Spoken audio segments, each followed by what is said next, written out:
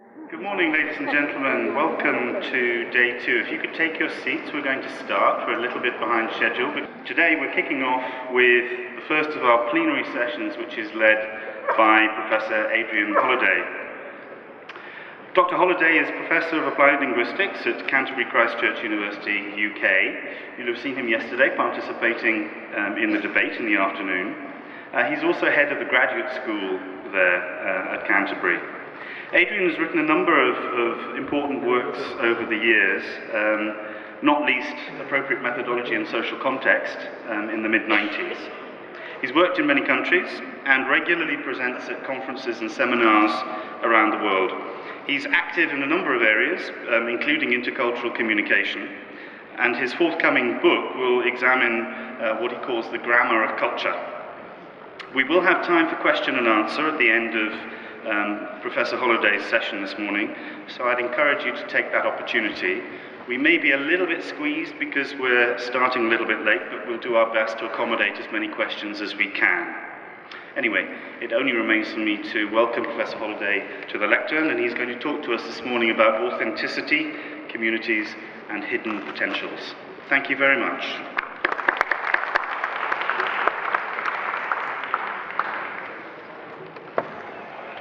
Good morning. It's very nice to be here. I last came to India 18 years ago, and I can't believe how fast the time has gone. I was working with Maya Pandit and Grace Jacob at the University of Pune on a textbook project, and I have to say that I learned so much from those two people, and they influenced a huge amount of the writing and thinking that I've done since then. I also want to say thank you to the British Council for inviting me and for the EFL University. I've met so many excellent people over the years who've studied here, and it was very nice to actually come and see the place and have some feeling of what the EFL University is like. This topic is really stating the obvious.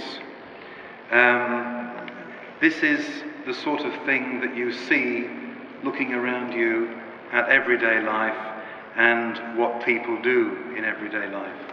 Somehow the obvious sometimes gets hidden, though, by the various discourses around, and we don't always see what's in front of our eyes. But this is basically what I'm going to be talking about. I'm going to begin with what I consider to be some new understandings in English language teaching that have been developing over the last 20 years. First of all, this massive appreciation of a globalized world. But there is this question about, is it really new?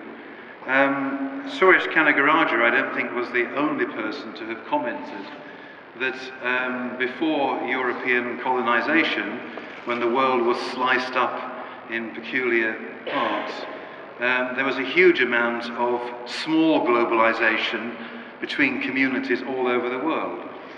And so it might be something that we used to have, which we then lost a little bit, and now we're beginning to understand it a little bit more. The second thing is that I think it's become absolutely clear, and it was interesting seeing somebody being interviewed before the talk began, that English can no longer be associated simplistically with any particular origins. And this is both in terms of speakerhood, but you see I'm putting question marks there because all of this is up for discussion. Who is supposed to be the best speaker of English, the so-called native speaker, should be something that has gone into the past. But somehow you get a sense that these ideas are still around. And certainly in large parts of the world, the issue of who is the native speaker is something that's getting in the way of an awful lot of development of English language teaching. And along with that, there is this question of methodology. I hope we're moving away from an idea that there's a particular methodology which is suitable for learning English, that comes from a particular place, which might be North America or Great Britain or Australia. But who knows? These ideas are still around. You encounter these ideas every day. And then there's this business of the culture of learning and teaching. I started my career as an English language teacher at the British Council in Tehran in the early 70s. And it was the days of the audiolingual approach. Everything was behaviorist and it seemed very innocent. But when I think back to how I thought as a teacher, it was very clear that I was out to change people culturally. You had to somehow improve their culture in order for them to learn English. And I'm afraid that those ideas still hang around and they're very hard to get rid of. But hopefully we're beginning to move away from those ideas. If we're talking about diversity, we should be talking about a huge diversity of how it's possible to learn. And we should be responding to the huge diversity of potentials that our students bring to the classroom. And finally, there's this issue of form and standard. I had a very interesting discussion with some young people yesterday afternoon, and I want to thank them for their patience in talking to me. But you know, we were talking about what is correct English. And this reminds me, I was reading recently a very excellent novel by the Nigerian writer Adichie about the 1960s civil war in Nigeria. And she is visiting somewhere and somebody comes up to her and the greeting which is used is, "How did you come out this morning?" Well, I never heard that before, but it's an absolutely beautiful way of greeting somebody in English. And it's absolutely perfectly good, correct English. And I think that what we have to really understand is that English forms can be informed hugely by the languages that we already possess. And I see no problem whatsoever in translating from one language into another and producing equivalent terms. This is very, very important. Of course, there are lots of issues there, and that's why the question marks still remain. There are also critical cosmopolitan understandings and quite a number of ethnographies of hidden learning. And I'm going to give you a very brief tour around little bits of experience from different parts of the world, many of which have come from my own research students, and in fact some of our master students, interestingly, have produced beautiful little pieces about things that are happening in various parts of the world. First of all, my experience in Egypt in the 1980s, where university students in huge classes of perhaps 500 people were finding their own ways to learn English, and they were doing it in their own manner, in their own terms. They were so distant from the teacher that they were free, which was a wonderful thing.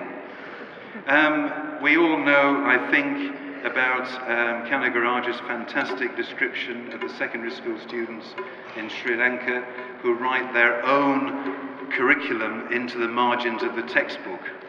And this is out of the sight of the teacher. And the scribblings in the margin show a massive creativity and ingenuity in their own ways of learning English. After I read that description, I couldn't think in the same way again. It was so powerful. One of my research students sat in the back of a secondary school class in Hong Kong for 2 years. The teachers had told him that the students in no way could do anything communicative in the classroom because of their Confucianist heritage. Sitting at the back of the class, he saw exactly the opposite. These students were so creative in the way in which they communicated with English, and most of it was in resistance to the teacher, which was fascinating. One of my research students recently talking about university students in Kuwait and how the teachers of English have no idea how these young people use English outside the classroom. English becomes part of their daily social life. They wear it in the same way that they wear modern fashions, and they share it around, and they're incredibly creative in the way that they do this. In the United Arab Emirates, another of my research students is looking at the way in which Emirati young women learn how to read and write, and she's discovering from what they tell her that their main priority is how to manage what they have to do in order to get grades in the classroom. And in order to do that, they become very, very creative in manipulating the exercises and assignments that they have to do in their own terms. I've recently been working with a colleague in China who has been interviewing young people all over the country at secondary school and primary school, and these young people are telling him that they want to communicate with the world. They want to be part of the world. And he talks about a deep cosmopolitanism in young children in villages in China, which is incredibly inspiring. I was very fortunate to visit a university in China where they were so far out of the spotlight of national policy that they were able to develop their own curriculum, and 2 teachers refused to give lectures, and they produce a fantastic bilingual research-based curriculum that is still surviving. And I met the students who were taking part in that. Their English was excellent. And yeah, it was a fantastic story. If you can imagine the best possible communicative curriculum, that's where it was, in a university in a provincial town in China. And then Ben Rampton talks about secondary school kids in inner city schools in London who have a huge variety of linguistic backgrounds. Again, when they appear to be misbehaving and talking against the teacher, what are they doing? They're playing with each other's languages. And when you listen carefully to what they're doing in their play, they're producing fantastic communicative competence. It's a wonderful thing. And then one of our master students who was from Taiwan, who was with a group of other students from Taiwan on a study skills course before they went off to do their various university programs. The teachers thought that they lacked autonomy because they couldn't take part in the activities in the classroom. When she interviewed the students, 6 months later, they said, we didn't understand the teacher, so we went off by ourselves and we worked things out. And they produced fantastic examples of autonomy. And then, for my own MA dissertation at Lancaster in 1980, I explored a classroom conflict between Iranian students and an Australian teacher. The Iranian students had started off asking for grammar translation. 3 months later, they had learned the communicative curriculum better than their teacher, and they said to the teacher, please sit down and stop teaching us, and we'll use you when we need you. And they placed the teacher in the corner, and he became their informant. And that was fantastic. So all sorts of interesting stories about creativity in learning outside the sight of the teacher, which I think is really important. But, why should we be surprised about these things? Because actually, they're just being human beings, being intelligent, solving the problems of how to survive in some sort of organized educational system. I think we're surprised because we've been fed very particular ideas about what learner autonomy is all about. And what these people are doing is something much more personal, and it goes against the traditional professional views of what autonomy is. So they're projecting an unestablished autonomy. And I think that what we get from the critical cosmopolitan understanding is that somehow they are representing marginalized cultural realities which don't somehow fit traditional lesson plans, and they're beginning to claim the world. Perhaps they always wanted to claim the world. I think this is particularly the case with the students in China who desperately want to be part of the world through English. This is what they see. They want to communicate with people like them everywhere.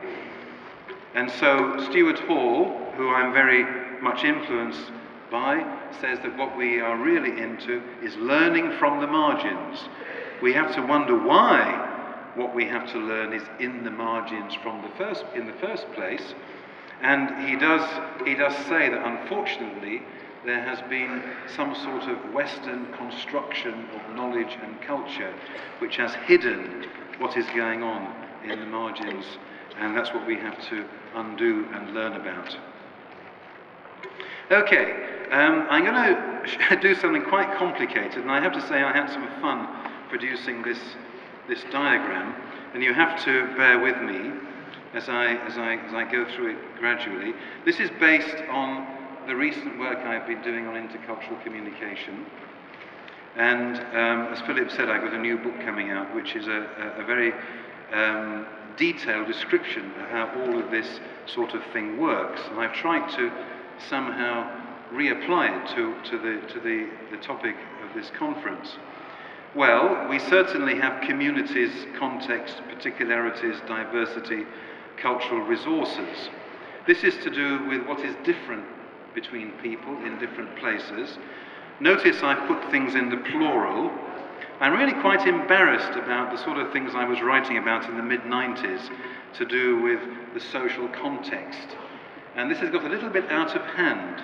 I get very worried now because master students all over Britain are being encouraged to write about their context. And they oversimplify like mad. And their teachers believe what they say because it's their context.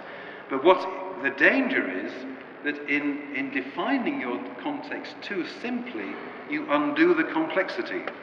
And it just becomes another form of othering. So let's keep these things in the plural, and let's try and remember that diversity runs through this. Cultural resources are very interesting. There were some Japanese students in a language class in Britain in my university, and they refused to speak in the classroom. A Japanese master student was very puzzled by this because she said, in my class in Japan, they're very talkative, so what's going on? So she went to find out, and what she discovered was that they were so intimidated by the British teacher who wouldn't allow them to speak whenever they wanted, that they had to speak in particular ways in particular tasks. They froze and they went silent. Well, you could say that there's something to do with silence in their cultural background, which they chose to bring as a resource to help them to deal with this very difficult situation that they were in. But what I want to say, those resources are not binding.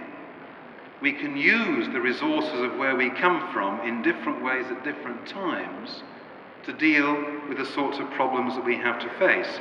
And sometimes it comes through as a form of culture shock. What we must never do, and never ever do, is imagine that people are bound by those things. So a very, very interesting piece of research being carried out by an ex-PhD student of mine at Bristol University, interviewing Chinese students and asking them why they feed their lecturers with the Confucian stereotype. Because actually it's not true. And what he is discovering is that they're saying things like, well, we're under pressure, we know that our lecturers like this stereotype, so we feed it back to them to give us some space. And this is using cultural resources strategically, but we must never think that they define people. What I began to discover is that cultural practices, in other words, what people do in different places, are obviously huge markers of how different we all are. But cultural practices are simply bits of behaviour. And we can manipulate them, we can move around with them, we can move away from them. And they change all the time. The biggest culture shock, I think, in anybody's life is when they first visit the family next door and they discover how differently they do things. But we learn how to deal with that. It's creative and it's manipulatable. Okay, and basically what we're talking about is individual people. We are all separate individual people who make sense of things in different ways. The huge area which I think is largely unreported is the fantastic amount of universal cultural processes that we all share. When I read Adichie's novel about the Biafran War in the 1960s, it could have been science fiction. I had hardly anything to help me to understand what was going on. but I read it and I understood a huge amount because I, like the people in the novel, I'm a cultural person. And I experience things in my own background which help me to understand what's going on wherever I go. We are able to share. If we weren't able to share, we wouldn't be able to speak to each other. And I think what's really important about this is that it connects also with language. You see, if I hear somebody come up to me and say, how did you come out this morning? I might not have heard that phrase before. I could be a little bit puzzled, but I'm an intelligent person. I can work it out. And if I begin to interact with that person, and I begin to even change my own language in the way that I speak back, and I might even like the greeting that's used and start to use it myself, then what's going on is that I'm looking back into my own cultural background, and I'm thinking about when I first visited the family next door and how I learned to deal with the strangeness of those people in my own terms. And I had those resources, probably from earlier in my childhood, to make sense of strangeness and to know how to interact. Of course, it's problematic, but we can work things out. And I think that this is where we have something deep to share. And it connects with the strong version of communicative language teaching, in which we say our basic role as a teacher is to help our students to capitalize on their existing communicative competence. I remember the first time I was aware, I didn't quite know what was going on at the time, but I was in a primary school class of my own as a 5-year-old child, and my biggest challenge was how to prevent the teacher from asking me questions. So I had to do some very intense social research to watch what was happening in the classroom, to see which students were being asked questions and which ones weren't, and to try to work out the socio-linguistic, cultural, communicative things that would help me to avoid the eye contact with the teacher. And I was very successful. I didn't answer any questions in the classroom until I was about 18 years old. So I was a good communicative language learner. And I think that's very important. Okay, if we take all of this stuff together, then we end up what is authentic. And I'm very interested in Henry Widdowson's description of authentic, and let's see if I can just find this on here, if you just give me a second. Yes, he says in 1979, I think it's probably better to consider authenticity not as a quality residing in instances of language, but as a quality which is bestowed upon them, created by the response of the receiver. So what makes it authentic isn't the language itself, but how meaningful it is to the person who receives it. Authenticity, in this view, is a function of the interaction between the reader-hearer and the text, which incorporates the intentions of the writer-speaker. This is all to do, in my view, this is what communicative language teaching is all about. It's how we communicate with texts, whether they're spoken or written. And, I've just lost it again. You have to excuse, I'm trying to be high-tech here because we're in the high-tech city. And I've lost it. Where's the rest of it gone? You've got to move it up and down, then it suddenly appears. Anyway, you can see what Widdowson is talking about. And in my view, we've been plagued by this problem that authenticity in the classroom has got something to do with unsimplified texts. Actually, it's nothing to do with that. It's what's authentic to the lives of the students. So those Chinese secondary school kids in rural places were saying, we're not interested in reading about what happens in fast food restaurants. We are interested in discussing feelings and identity, because this is what we want to communicate with the world about. That's what's authentic. It has to have something to do with the lives of the people involved. And when you have that sort of authenticity, you will discover that the students can engage with anything as long as it's in their own terms. And I guess the great difficulty of the teacher is trying to find out what the terms are from which the students are able to find things to be authentic. And I guess that's got something to do with the whole issue of motivation. And then you begin to release this understanding of how cosmopolitan your students actually are and how they want to claim the world. And there was a piece of research carried out by a couple of Mexican colleagues of mine about students in a university in the south of the country, and these students were talking about how they made meaning out of English as a foreign language, and they were saying things like, in order to own English and to stamp your identity on English, you have to resist it. And so resistance becomes the first move in gaining ownership, which I think is very, very important. Now, unfortunately, and this is where this gets really clever, so please bear with me,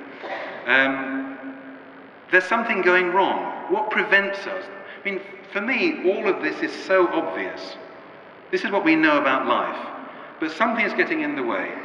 And what's getting in the way is our professional and popular discourses. Somehow, in our profession and in life, we have allowed ourselves to believe something much more simplistic than reality. And again, putting this under the heading of modernism. And a good example of this, which is so rife and so powerful, one language, one culture, one learning style. So if you want to learn L2, you've got to adopt a particular learning style to do it. Well, some people say, and I'm interested in what Rajagopalan has to say about these things, but other people as well, lots of critical sociologists, saying a lot of this comes from 19th century nationalism, which created some sort of methodological nationalism, and that social science generally has been completely disoriented by trying to explain everything in terms of one language, one culture, one learning style, one set of values, and so on and so on and so forth. And then what happens, this is where it works, you see, it hides everything else. And we begin to go for the easy answer, and everything else becomes, sorry, I'm not ready for that yet. Okay, so the reality becomes hidden. And this is the big problem. What we have to do is push this back and away and get rid of the line. Isn't that fantastic? Okay, I read something recently which really puzzled me. This was the notion of lingua culture. And this comes from Karen Rissiger. I'm not sure if she's the person who actually coined the term, but she certainly writes about it. Everybody says, and I think this is true, that you can't have language without culture. Okay, but if you disagree with the idea one language, one culture, and so on, how does that work? She wrote this, which I thought was brilliant. She's Danish. When I, as a Dane, move around the world, I tend to build on my Danish lingua culture. When I speak English, French, or German, I therefore contribute to the flow of Danish lingua culture across languages. Well, it took me ages to work out exactly what she meant by this, but it's something to do with you've got something cultural about the way that you use language, but it's quite small and it's quite personal. And you carry it with you when you speak another language. So I guess that means that if you have one language, say Hindi, and you're speaking another language, say English, then you carry your Hindi lingua culture into English. And that's how this global thing begins to work. And I think that's a fantastic concept. And it's very small and very personal. I was in Iran recently talking to some researchers there, and they had created some materials for primary school children, and it was about a family of tortoises. And they said the important thing about the tortoise is that it carries its culture in its shell on its back. In the first lesson, the tortoise goes to visit its aunt in South America. And the kids wonder why. Why should the tortoise go to South America? Well, there's a mystery. Nobody quite knows. But the important thing is that it's cosmopolitan, it's international, but wherever this tortoise goes, it carries its background on its back. It's very personal, and it works, but it moves, it goes all over the place. And I think that's what's really important. And so underneath this, you begin to see where autonomy fits. The autonomy is in the way in which people can transport and carry their lingua culture. The diversity means that it's open to all sorts of possibilities, and the complexity is it's very difficult to understand. And unfortunately, we're not comfortable with things that are very difficult to understand because they don't help us to teach. And I think that's where the problem probably lies. Okay. So what teachers therefore need to encourage in their students, and I'm using my words very carefully here, encourage. Perhaps that's what teachers should be doing, encouraging. Because you've got to be very careful not to stamp all over the space that your students bring with you. Your students have to have personal space to be themselves. And how does a teacher manage not to spoil that, but still teach? I don't know. The ability to research their existing lingua-cultural experience. This is what your students should be doing. They should be finding out what they have and how it works. And it requires some research, because we aren't always aware of these things. The ability to stamp their identities on English, and that's really important, because what's the point of learning English if it's always someone else's language? You have to put yourself into it and make it your own. You've got to populate it with new expressions like, how did you come out this morning? That's how English lives. That's how languages live and expand, by being populated with new expressions and new ideas. And your students can do that. They're young people, they're very bright, they're very intelligent, and they come from communities which give them all sorts of resources that they can bring into English. An avoidance of restrictive popular discourses. Yes, you should tell your students, sorry, don't believe this stuff about one language, one culture, one set of values and so on. This is a restrictive discourse which gets in the way. You have to educate your students against these prejudices. So teachers have to know about them as well. And that's very difficult. Okay, so what do teachers therefore need to know? The value and the contribution of their students' communities, languages, and cultural experience. So teachers need to be a bit of an anthropologist or a sociologist to understand where their students come from. What therefore makes truly authentic content. They have to struggle to work out what it is that's meaningful to their students, which is very difficult sometimes because teachers are not young people like their students. For those of you who listened to the debate yesterday, I was talking about the Chinese student who was trying so hard, the Chinese teacher who was succeeding because he remembered what it was like to be a student. And it's making that contact that's very important. There was one thing, excuse me, Kumar, for saying this. There's one thing that I disagreed with what you said yesterday. The teacher isn't always the best person to understand what's happening in the classroom.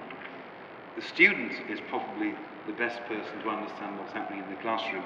If the teacher remembers what it's like being a student, if the teacher remembers what it's like struggling to avoid the gaze of the teacher, then you begin to understand what's happening in your classroom. How to allow space for authentic learning, which goes back to what I was saying before. We had some students from Hong Kong in Britain some years ago, and again, they conformed to the stereotype they wouldn't speak in the classroom. I was lucky enough to visit them at their university in Hong Kong, where I saw them in a phonetics lecture. They had no problem answering questions and taking part, because in the lecture theatre, they had personal space. They weren't under the constant, awful scrutiny of these teachers who were trying to listen and monitor every single thing that they said. They had space, and I think that's very important. And teachers need to know the politics of culture, in inverted commas, and they need to understand the politics of ELT professionalism. I think that teachers should be educated to be critical of what they are doing. Okay, we must be near the end. Unavoidable challenges, opening up of creative possibilities. This goes back to the debate yesterday. Problematizes traditional English teacher knowledge and professionalism. This is really difficult. I think that being an English teacher must be one of the most difficult jobs you can imagine, especially in a secondary or a primary school where you are pushed from all sides by all the different issues with the curriculum, the exams, and so on and so forth. It's very easy to talk like I am talking. I don't have to do that work. But teachers have to struggle with this. So it's difficult, it's problematic. The fine balance between regulation and messiness. And I think this is what we all understand that this is all about. And I think that's the end. And I've got some references there. Thank you very much.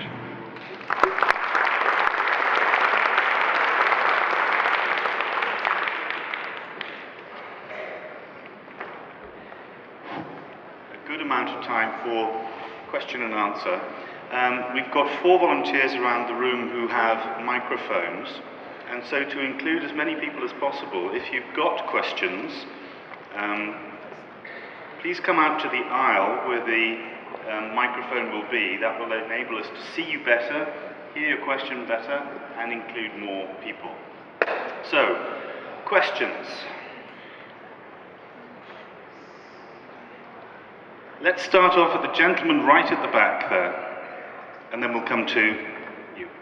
I was looking into your ethnographies of hidden language, hidden learning. And it was very interesting to see your experiences from various parts of the world. And in that context, I was trying to speculate India and the Indian learners.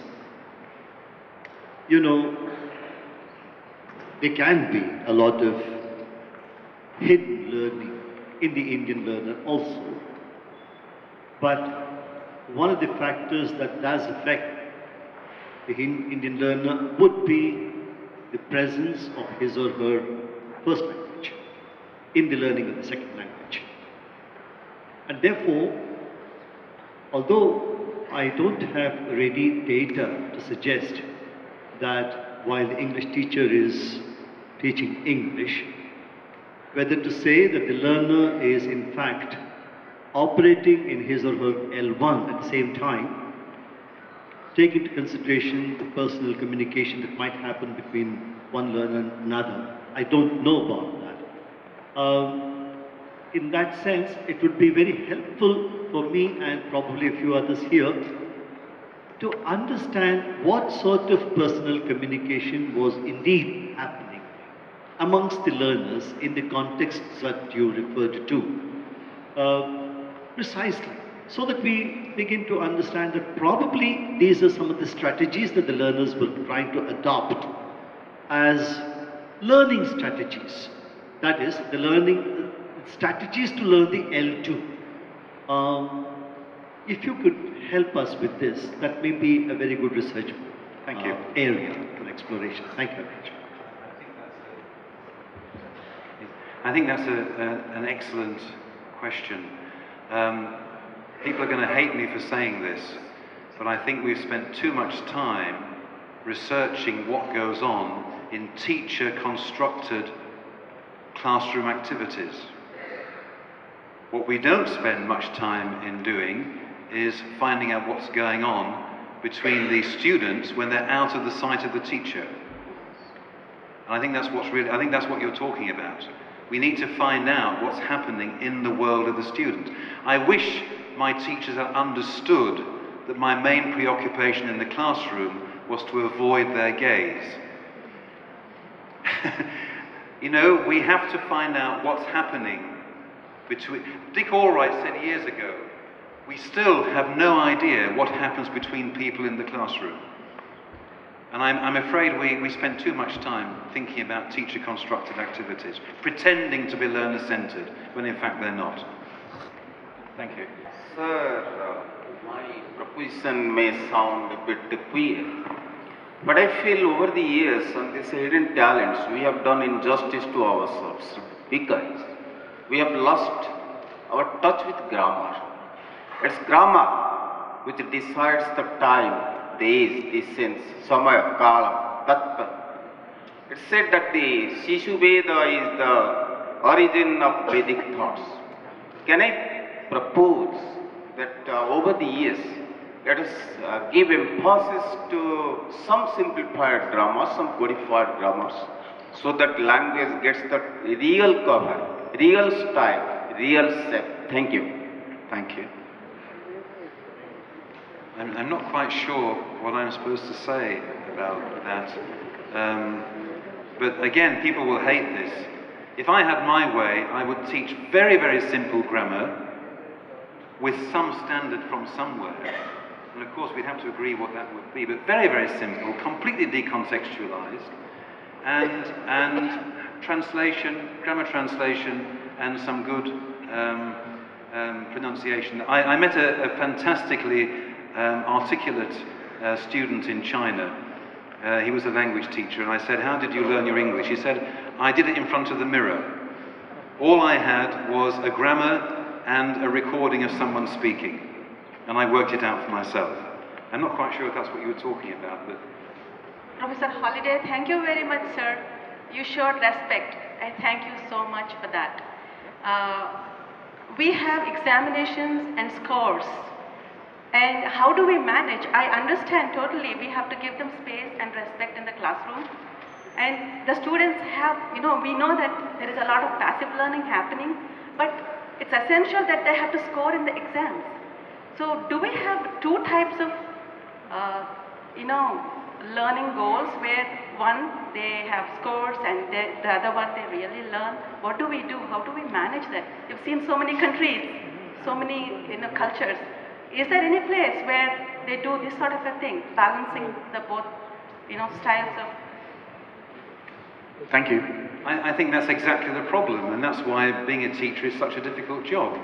You've got to balance the requirement to meet your institutional needs, keep your job, give people grades so they can move on, and that could be a completely different business to education. Or at least, what young people are learning is how to manage an institution, and that's very important. So successful students in school will come out understanding how to succeed by balancing the messiness with the institutional requirements. Yeah, perhaps we need to be honest and say, look, we have to do this, but let's try and do that at the same time. Thank you, Adrian. You never disappoint me, and I always learn from you. But today I just want to clear a potential confusion. It's true, yesterday I said it's the teacher who is best equipped to understand her classroom. But if you remember, I also emphasized that if the teacher wants to see what happens in the classroom, she should not be depending entirely on her perspective. And I also talked about observer perspective, and more importantly, learner perspective. So I'm not leaving everything to the teacher. Thank you. Yes, please excuse me for saying that. I find it very hard to disagree with you about anything at all. I was trying to pluck something out. No, of course you're absolutely right. Absolutely. I was taking it out of context. Please excuse me. Good morning, sir. Good morning, everybody. Good morning. So are there any solutions or suggestions to control or avoid unavoidable challenges from your experience? So in our country, there are so many unavoidable challenges. So please say a few suggestions from your experience, sir. Thank you. I really don't know. I think this is the big problem, how to manage institutional needs in education. And I honestly don't know how to solve that problem. I think that's what teachers know, is how to get through the day. And it is very, very difficult. And I'm afraid I'm completely unequipped to give any advice at all. First of all, good morning. Actually, when I was thinking about the presentation, I was thinking like I have same situation in which you have taught. Actually, I am very new to the profession, and when you talked about you have experience in teaching various cultures like Chinese, Thailand, and etc. So I am teaching in Andhra Pradesh, but I am from Maharashtra. So in order to understand Telugu students, I need to consider the language, the culture of the students. So I'm struggling with that point. Like for example, if you come to the social context, especially like food culture that they have, and when I try and include that into my text, I feel difficulty. So my question is simple, just what strategies or tactics that you have applied in trying to understand the culture of your students, which is not your own culture. Thank you. I remember years ago looking at a study of some classrooms taking place in Alaska with primary school kids. And they had teachers who were local to that community. And the teachers who were local to the community understood their students very well. But nothing ever changed. There was a foreign teacher who came along who was an absolute disaster because he made no attempt to understand the students. He didn't have any background at all. But another teacher who was very successful spent his time watching his students. And, you know, classroom activities are opportunities for teachers to sit back and research what's happening in the classroom. In terms of the knowledge of where the students come from, they are your best informants. Ask them.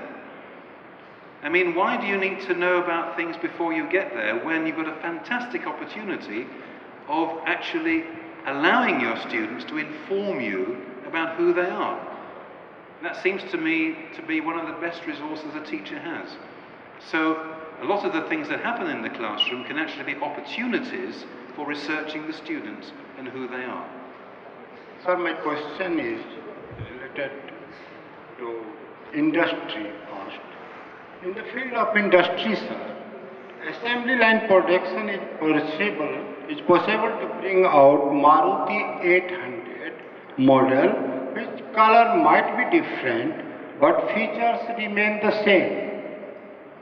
Can we not try the same in the field of education? I'm sorry, I just didn't catch that. Could you say it again? Yes, once again I am trying to say, sir. Yes. In the field of industry, sir. Industry? Industry. Uh-huh. Assembly line production is possible. Yes. To bring out Maruti 800 model. Yeah. Which color might be different, but features remain the same. Can we not try the same in the field of education?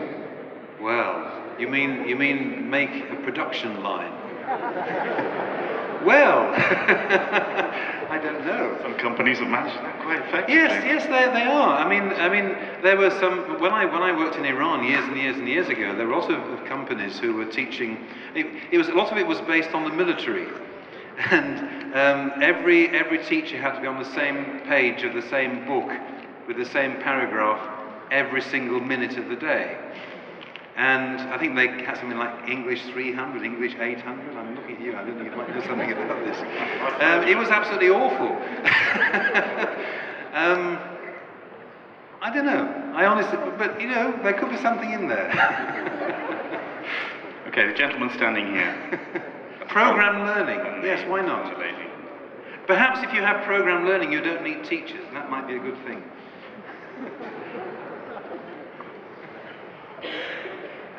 I'm wondering, are you really saying that there is no really correct English? For example, I think that it's correct to say, I go to school. But my Hindi medium student says, I school go. Would you accept the second? I understand what he's saying, I school go. Well, Thank you. Yes, I honestly don't know. I think this is a big problem. Somebody somewhere has to decide, with presumably some discussion with people involved, what the standard is going to be. In the example I gave, it was very convenient that how did you come out this morning is actually grammatically correct, given the grammar that we're talking about. But of course, grammars do change. And this is where life becomes hard. There has to be some sort of standard somewhere so that people can agree with what they have to teach. But where that should come from, I just don't know. And I think that's what really has to be worked out. Because grammar itself does change. Thanks. The young lady in the fourth row here with the glasses, if you can keep it short, then we've got time for the last one here in the second row. Good morning, everyone. Adrian, congratulations. It was a wonderful presentation. My question is about authenticity. Is it intuition or reflection that makes a teacher authentic? Thank you. Wow. What makes anybody authentic? It's got something, I mean, people talk about real people. It's something to do with being sincere, isn't it? And being open and being honest about who you are. And I would imagine that students appreciate teachers who are open and sincere and are clear about who they are.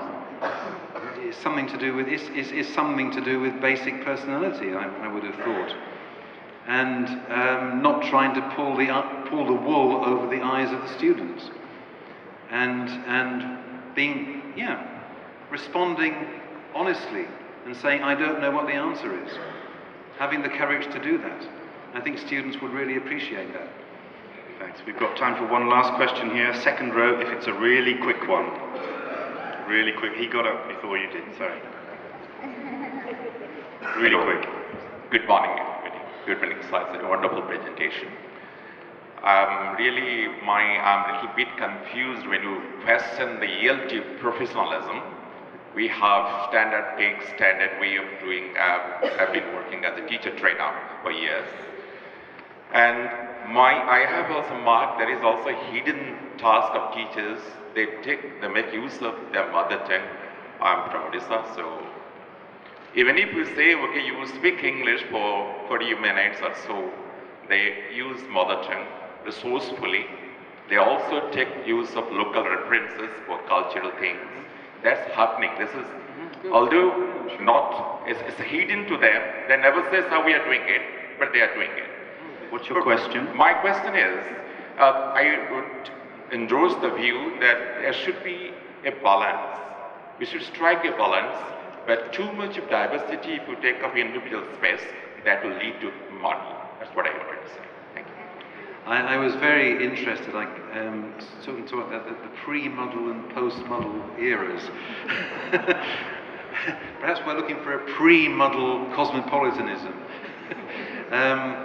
I'm sure that exactly, I said what I was stating the obvious.